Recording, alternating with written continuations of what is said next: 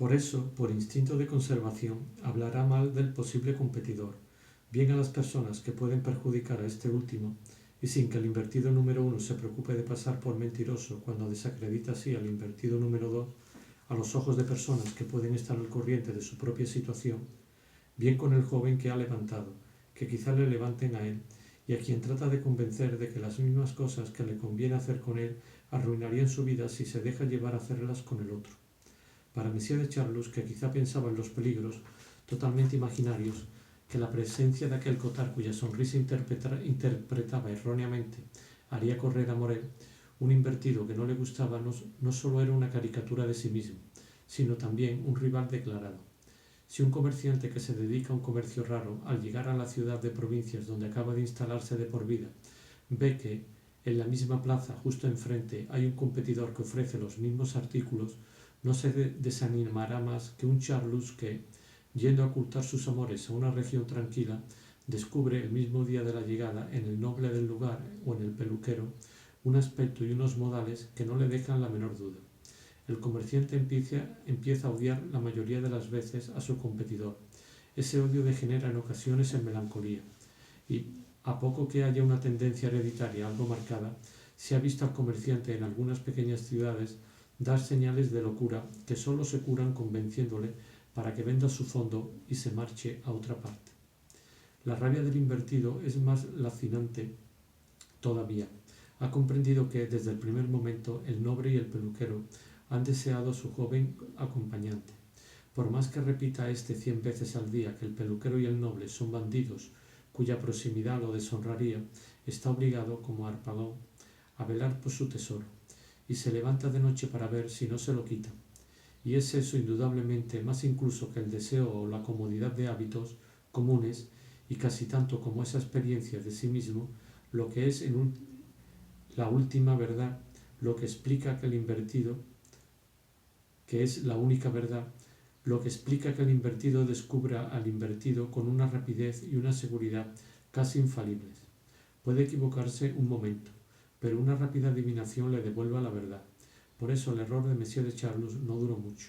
El discernimiento divino le reveló al cabo de un instante que Cottard no era de su especie y que no tenía nada que temer de sus insinuaciones ni por él mismo, cosa que no habría hecho otra cosa que irritarle, ni por Morel, cosa que le hubiera parecido más grave.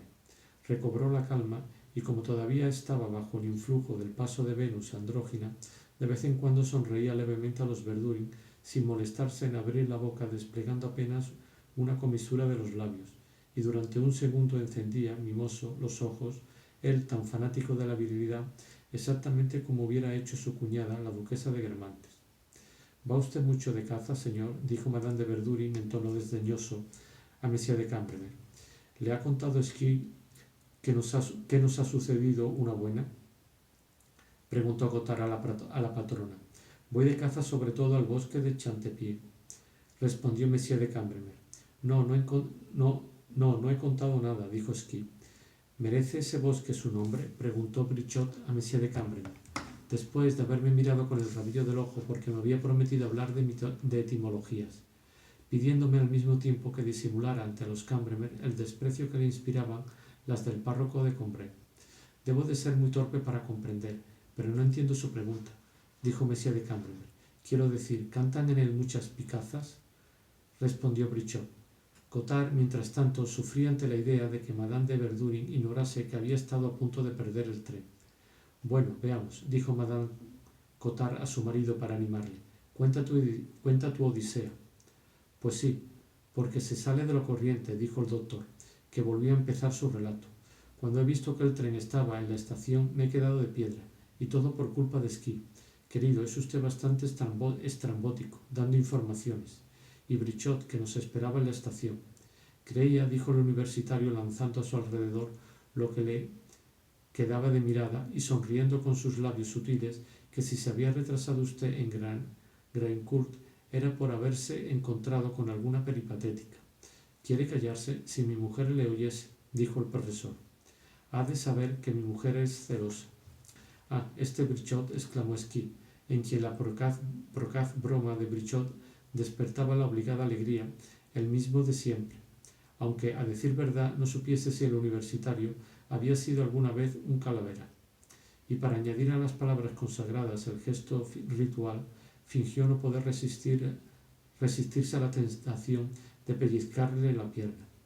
Este pillo no cambia, continuó Esquí, y sin pensar que la cuasi ceguera del universitario prestaba tristeza y comicidad a estas palabras, añadió, siempre echando el ojo a las mujeres.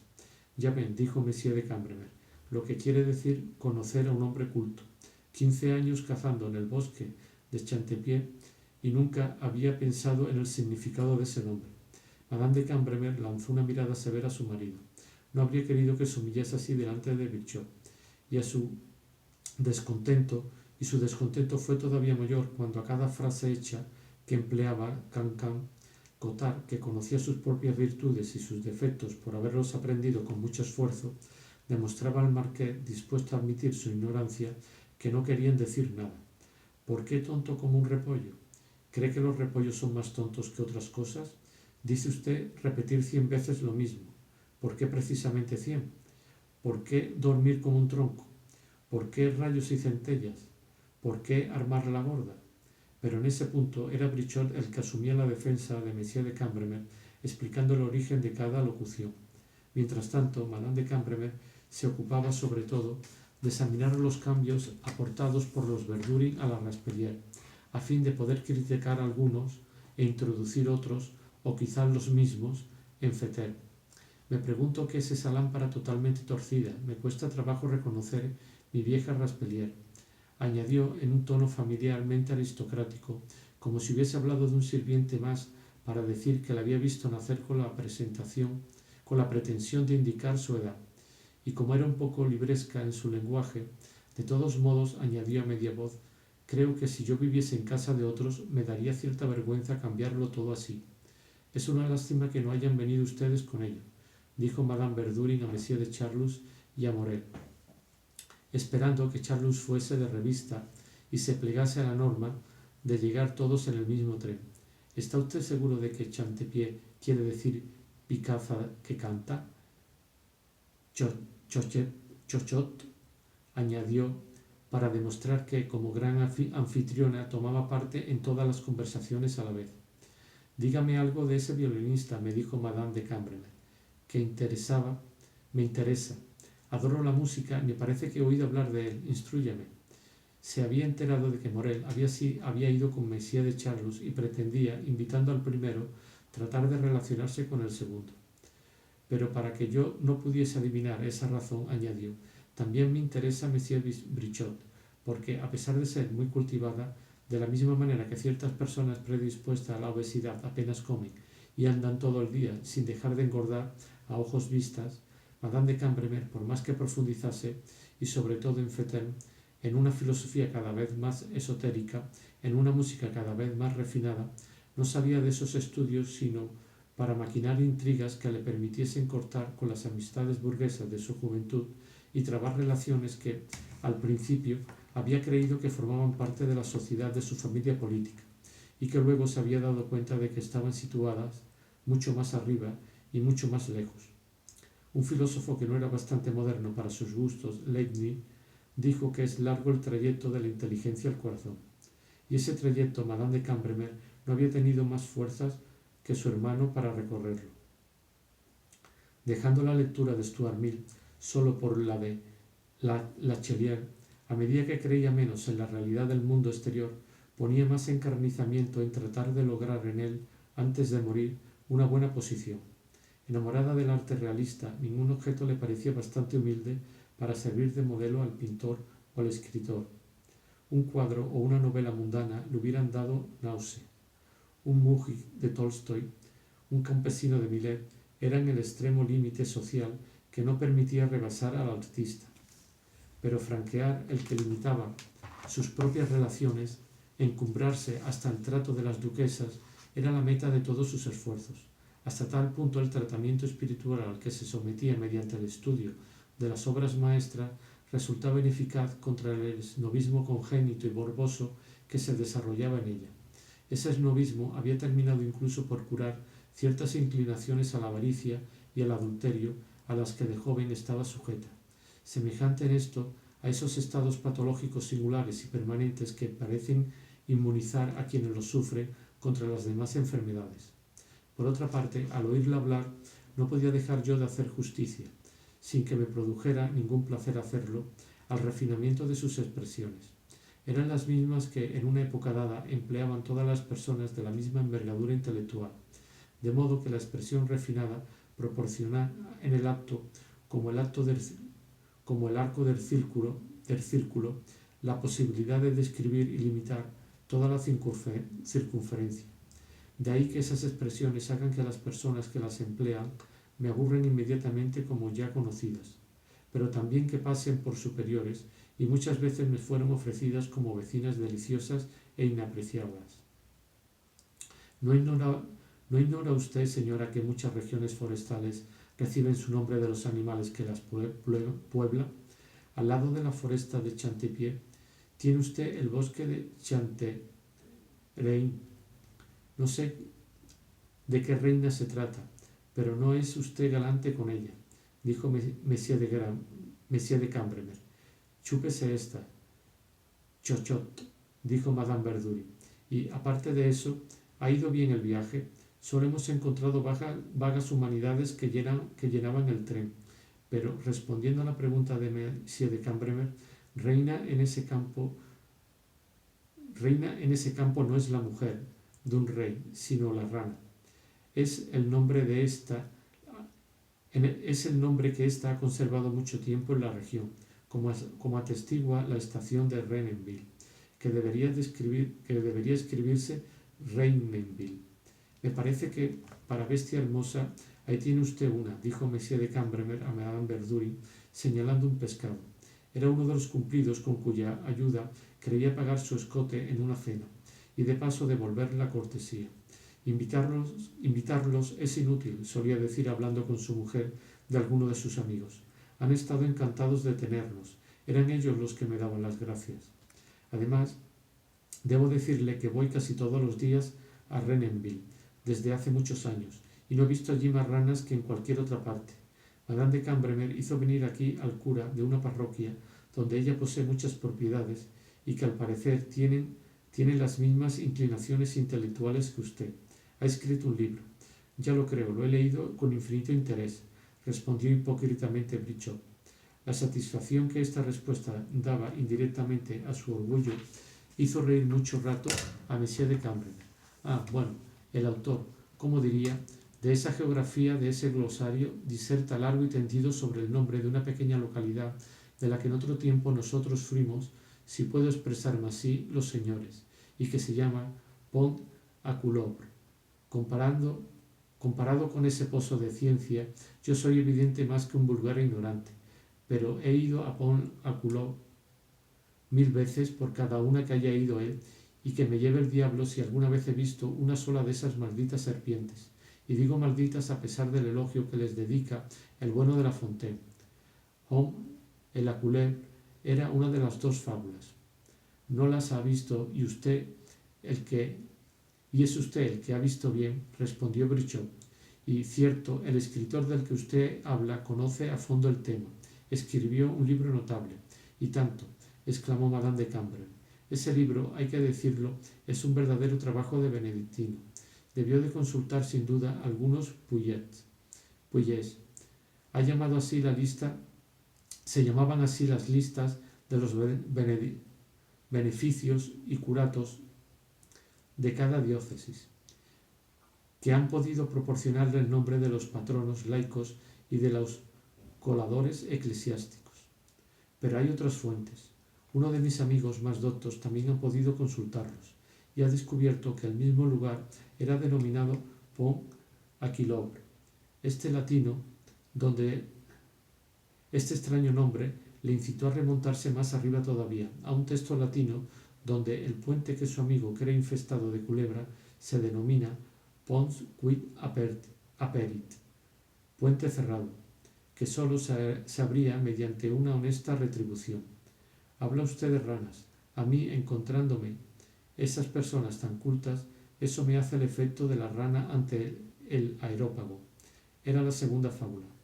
dijo Cancan, quien, riéndose mucho, solía recurrir a esta gracia con la que estaba convencido de hacer al mismo tiempo, con humildad y oportunidad, profesión de ignorancia y exhibición de saber. En cuanto a Cottard, bloqueado con el silencio de Monsieur de Charlus y tratando de abrir caminos en otras direcciones, se volvió hacia mí y me hizo una de esas preguntas que, si acertaba, impresionaban a sus enfermos, demostrando que estaba, por así decir, dentro de su cuerpo. Si por el contrario se equivocaba, le permitían rectificar ciertas teorías, ampliar los viejos puntos de vista. Cuando usted llega a lugares relativamente elevados como este, en que nos encontramos ahora, ¿observa que aumenta su tendencia a los ahogos? Me preguntó, seguro de hacerse admirar o de contemplar o de completar sus conocimientos. El señor de Cambremer oyó la pregunta y sonrió. No puedo decirle cuánto me divierte saber que tiene usted ahogos. Me lanzó a través de la mesa. No quería decir con eso que se alegrara, aunque también fuese verdad, porque aquel hombre excelente no podía, sin embargo, oír hablar de una desgracia ajena sin un sentimiento de bienestar y un espasmo de hilaridad que enseguida dejaba paso a la piedad de un corazón bondadoso. Pero su frase tenía otro sentido, que precisó al siguiente. Me divierte, me dijo, porque precisamente mi hermana también los tiene. Le divertía en suma del mismo modo que si me hubiese oído hablar citar como amigo mío a alguien que hubiera frecuentado mucho su casa. Qué pequeño es el mundo, fue la reflexión que mentalmente se formuló y que vi escrita en su rostro sonriente cuando Cottard me habló de mis ahogos. Y estos se convirtieron a partir de esa cena en una especie de relación común de la que Monsieur de Cambremer nunca dejaba de pedirme noticias, aunque solo fuera para dársela a su hermana.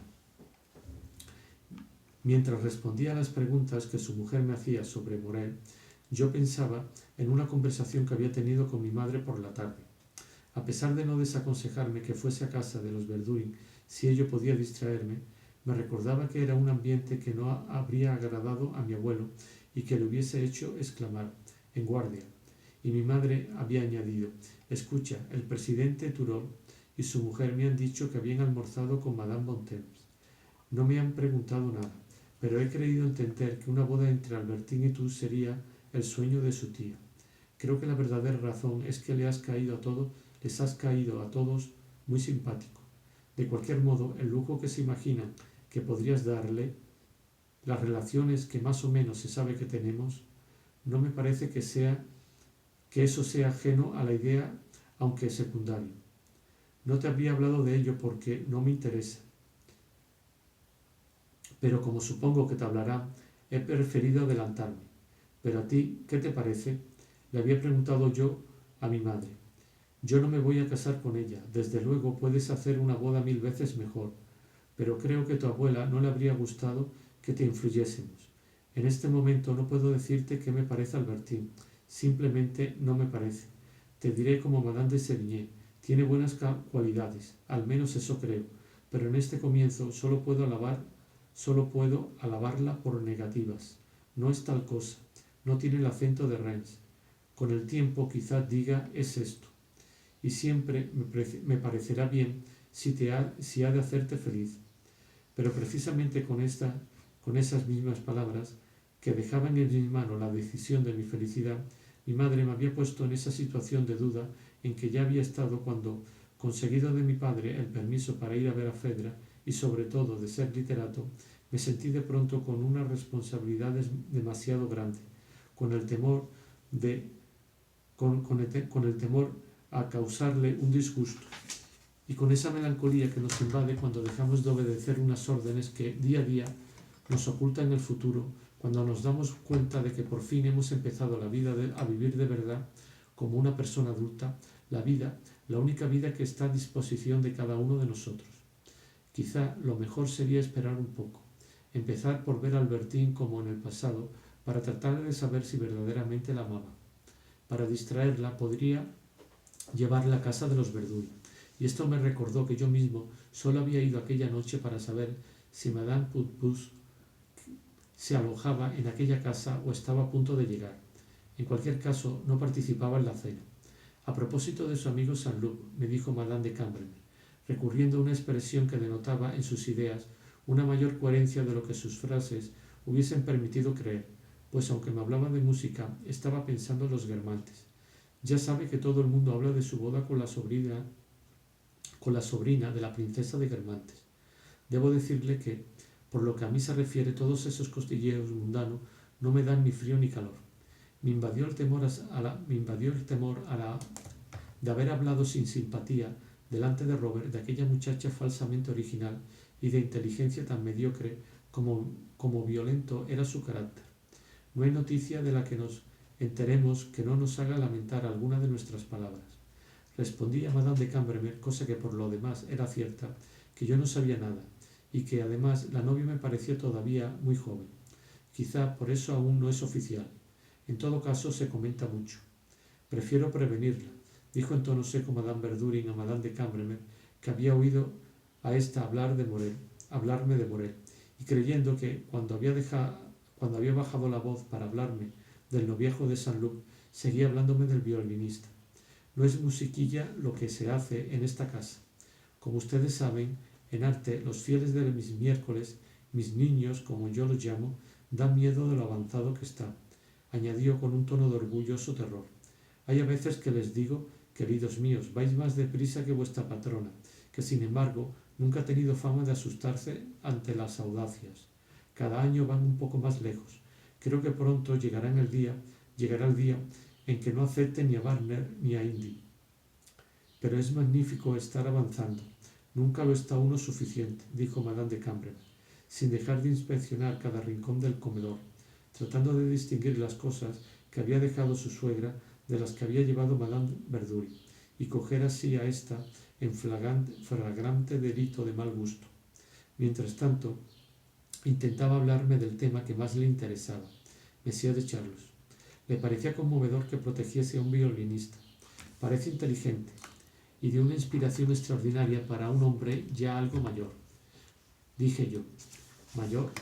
Pues no parece mayor. Mire, todavía tiene el cabello joven, porque hacía 3 o 4 años el término cabello había sido empleado en singular por uno de esos desconocidos que lanzan las modas literarias, y todas las personas, bajo la misma longitud de onda, de Madame de Cambremer, decían el cabello, no sin una sonrisa afectada. En la actualidad todavía se dice el cabello, pero del exceso del singular renacerá el plural. Lo que me interesa sobre todo en Monsieur de Charlus, añadió, es que se siente en él el don. Debo decirle que a mí la cultura me importa poco, lo que se aprende no me interesa. Esas palabras no están en contradicción con el valor específico de Madame de Cambremer, que era precisamente imitado y adquirido. Pero justamente una de las cosas que en ese momento debían saberse era que el saber no es nada y vale menos que un comino comparado con la originalidad. Como el resto, Madame de Cambremer había aprendido que no hay que aprender nada. Por eso me dijo Brichot que tiene su lado curioso, porque no le hago ascos a una cierta erudición sabrosa, me interesa sin embargo mucho menos. Pero Brichot en ese momento solo pensaba en una cosa. Al oír hablar de música, temblaba ante la idea de que el tema recordase a Madame Verdurin la muerte de Deschamps. Quería decir algo para alejar ese funesto recuerdo. Le proporcionó la ocasión Monsieur de Cambremer con esta pregunta. Entonces, ¿los lugares boscosos llevan siempre nombres de animales?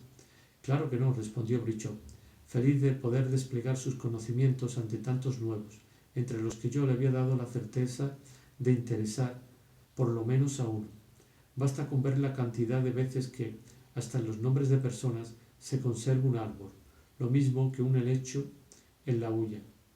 Uno de nuestros padres conscriptos se llama Monsieur de Sauces de Francinet, lo que significa salvo lugar plantado de sauces y de fresnos, Salix et Francinetum.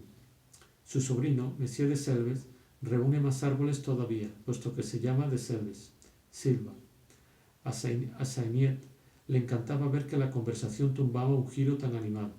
Como Brichot hablaba todo el tiempo, podía guardar un silencio que le evitaría ser objeto de las pullas del señor y de la señora Verdurin. Y, más sensible aún, en su alegría de haberse liberado, se había emocionado al oír Monsieur Verdurin a pesar de la solemnidad de semejante cena, decirle al mayordomo que pusiera una jarra de agua junto a Monsieur Sagnier, que no bebía otra cosa. Los generales que hacen matar el mayor número de soldados se preocupan de que estén bien alimentados. Además, Madame Verdurin había sonreído una vez a Sagnier. Decididamente eran buenas personas, no le torturarían más. En este momento la cena fue interrumpida por un invitado que he olvidado citar, un ilustre filósofo noruego que hablaba el francés muy bien pero muy despacio, por la doble razón. Primero, de que por haberlo aprendido hacía poco y no querer cometer errores, cometía sin embargo algunos. Se remitía para cada palabra a una especie de diccionario interior. Luego porque como metafísico pensaba siempre lo que quería decir mientras lo decía, cosa que incluso en un francés provoca cierta lentitud. Por lo demás, era una criatura deliciosa, aunque semejante en apariencia a muchas otras, salvo en un punto. Aquel hombre de hablar tan lento, había un silencio entre cada palabra, se volvía de una rapidez vertiginosa para escapar nada más despedirse. Tanta precipitación inducía a creer la primera vez que le había dado un cólico o una necesidad más apremiante todavía. Mi querido colega, dijo a Brichot, después de haber dilucidado en su interior si colega era el término apropiado. Tengo una especie de deseo de saber si hay otros árboles en la nomenclatura de su bella lengua francesa, latina, normanda. Madame, quería decir Madame Verdurin, aunque no se atreviese a mirarla, me ha dicho que sabía usted todo. ¿No es precisamente el momento?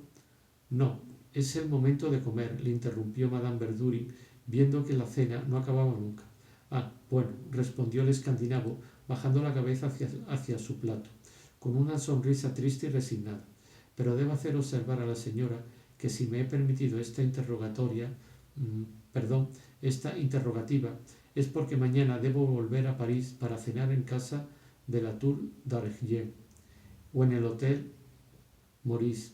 Mi cofrade francés, Monsieur Brutus, debe hablarnos de las sesiones de espiritismo, de las evocaciones espirituosas que ha controlado.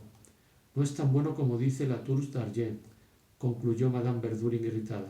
Algunas veces he cenado allí de un modo detestable, pero si no me equivoco, los alimentos que se comen en casa de la señora no son de la más fina cocina francesa. Dios mío, no es del todo mala, respondió Madame Verdurin, ablandada. Y si viene usted el próximo miércoles será mejor. Ah, me marcho el lunes para Argel, y de allí voy al Cabo, y cuando esté en el Cabo de Buena Esperanza ya no podré ver a mi ilustre ya no podré ver a mi colega. Y por obediencia, después de haber dado estas excusas retrospectivas, se puso a comer con una rapidez vertiginosa. Pero Brichot estaba demasiado satisfecho para poder exhibir otras etimologías vegetales y respondió, interesando a tal punto al noruego, que éste volvió a dejar de comer, aunque haciendo seña de que podían retirar el plato todavía lleno y pasar al siguiente. Uno de los 40, dijo Brichot, se llama Usai, o lugar plantado de acebos. En el de un fino diplomático, Domerson encontrará el olmo, el ulmus caro a Virgilio y que dio su nombre a la ciudad de Ulm. En el de sus colegas, Monsieur de la Boulaye, el abedul, Monsieur Daunay, el aliso, Monsieur de Bussier, el boj, Monsieur Albaret, el arbuno. Me prometí decírselo a Celeste. Monsieur de Cholet, la breza, y el manzano es el nombre de Monsieur Pomeray, al que oímos de conferenciante. ¿Se acuerda Sagnier? En la época en que el bueno de Porel había sido enviado a los confines del mundo como procónsul de Odeonía. El nombre de Sagnier pronunciado por Brichot, Monsieur Verdurin lanzó a su mujer y a Cottard una mirada irónica que desconcertó al tímido. Decía usted que Cholet viene de Chou, le dije a Brichot. También viene de Chou, una estación por la que he pasado antes de llegar a Donsier, Franz Frischhoff. No, San Frichaux es Sanctus Fructuosus, lo mismo que Sanctus Ferrolus, da Sant Fargó, pero no es en absoluto normando. Sabe demasiadas cosas, nos abule, cloqueó dulcemente la princesa. Hay otros muchos nombres que me interesan, pero no puedo preguntarles todos de una vez. Y volviéndome a Cottard, ¿ha llegado Madame Putbus?, le pregunté. No, a Dios gracias, respondió Madame Verdurin, que había oído mi pregunta. He intentado desviar sus veraneos hacia Venecia. Por este año nos hemos librado. También yo tendré derecho a 2 árboles, dijo Monsieur de Charlus, porque casi tengo alquilada una casita entre Saint-Martin-du-Chêne y Saint-Pierre-des-Yves. Pero si eso está muy cerca de aquí, espero que venga usted a menudo en compañía de Charlie Morel. Para los trenes bastará con que se ponga de acuerdo con nuestro grupito. Está usted a 2 pasos de Doncières, dijo Madame Verdurin, quien detestaba que no llegasen en el mismo tren y a las horas en que ella enviaba los coches. Sabía lo dura que era la subida de la Raspelière, incluso cuando un rodeo de los caminos por detrás de la Feterne, lo cual retrasaba media hora el viaje, y temía que algunos, formando grupo aparte, no encontrasen los coches para llevarlo, e incluso que, quedándose en realidad en casa, pudiesen poner el pretexto de no haberlos encontrado en Deauville-Feterne y no haberse sentido con fuerza suficiente para hacer a pie semejante ascensión. A esta invitación Monsieur de Charlus se limitó a responder inclinándose en silencio. No todos los días debe de ser soportable, parece poco comunicativo, susurró a Esquí el doctor, quien, muy sencillo, a despecho de una superficial capa de orgullo, no trataba de ocultar que Charlus le parecía snob.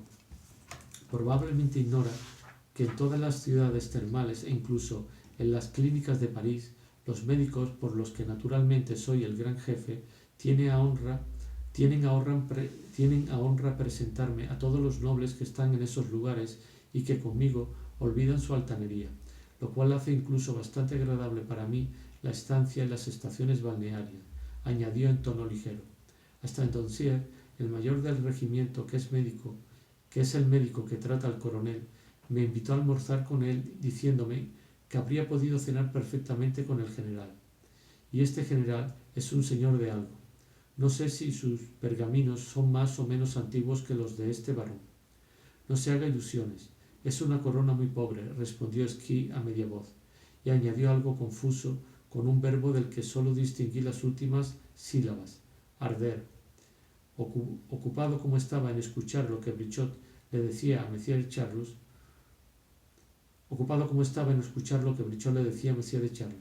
Probablemente no, lamento decírselo, porque no tiene usted más que un solo árbol, porque si San Martín du Chêne es evidentemente Sanctus Martinus Juste Quercum, en cambio la palabra if puede ser simplemente la raíz eif, que quiere decir húmedo, como en Eiberon, Lodève y Bet, y que puede sustituirse en nuestros éviers de cocinas.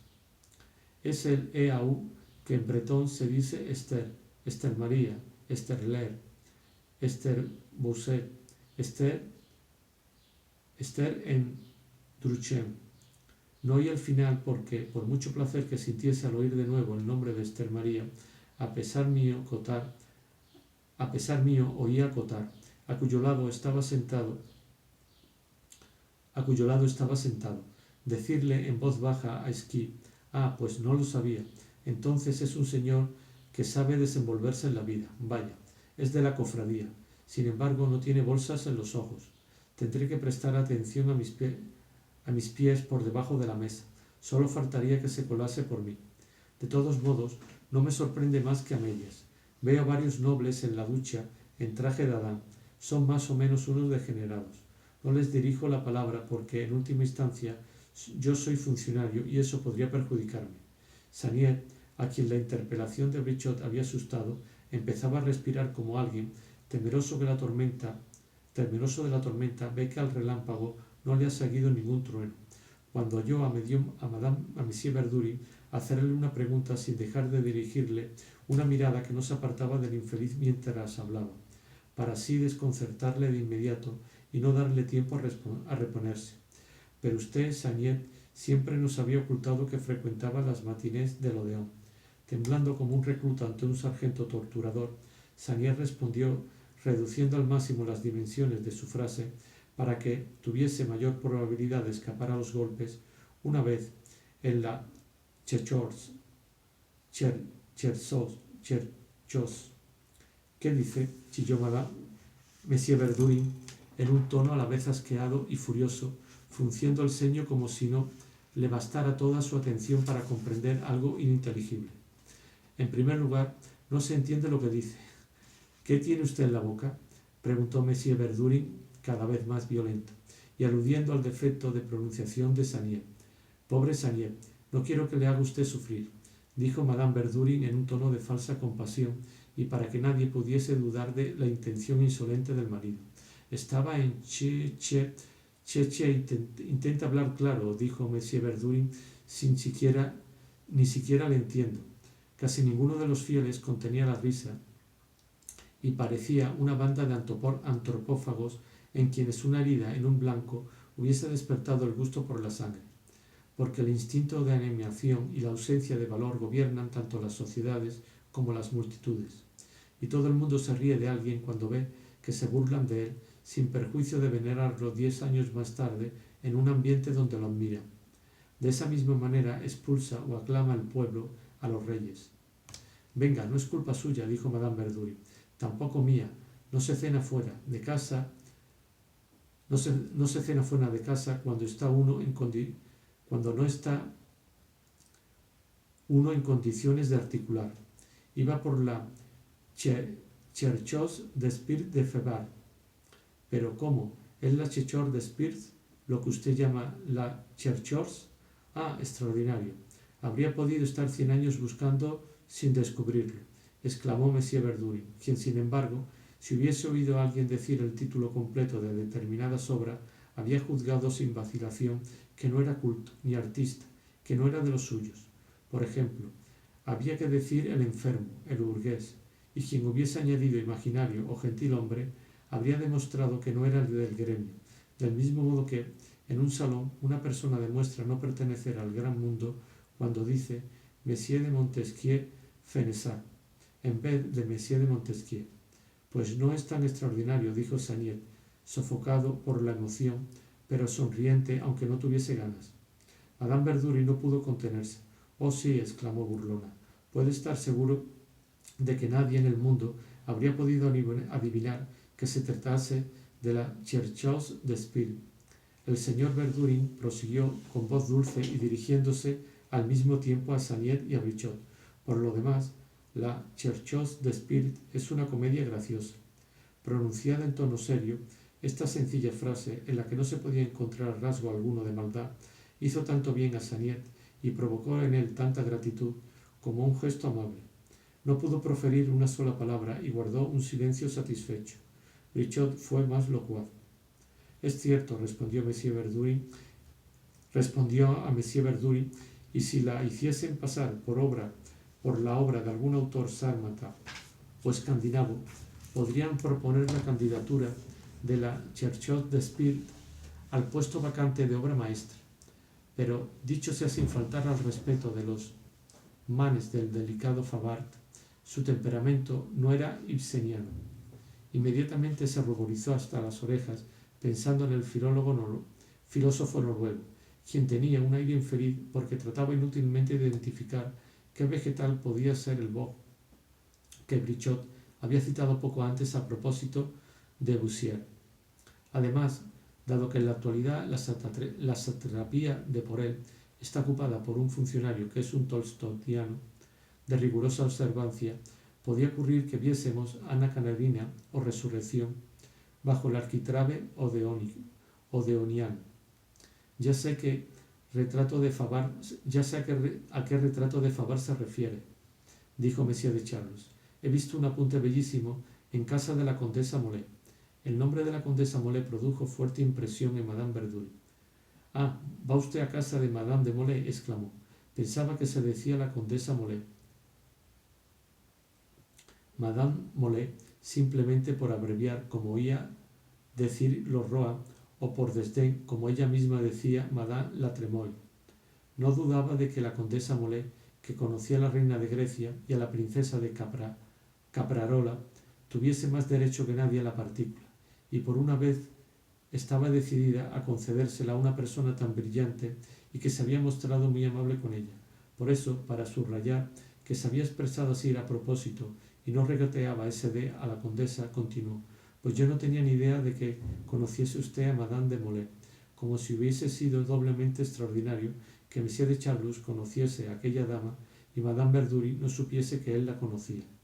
Pero la alta sociedad, o por lo menos lo que Monsieur de Charlus así denominaba, forma un todo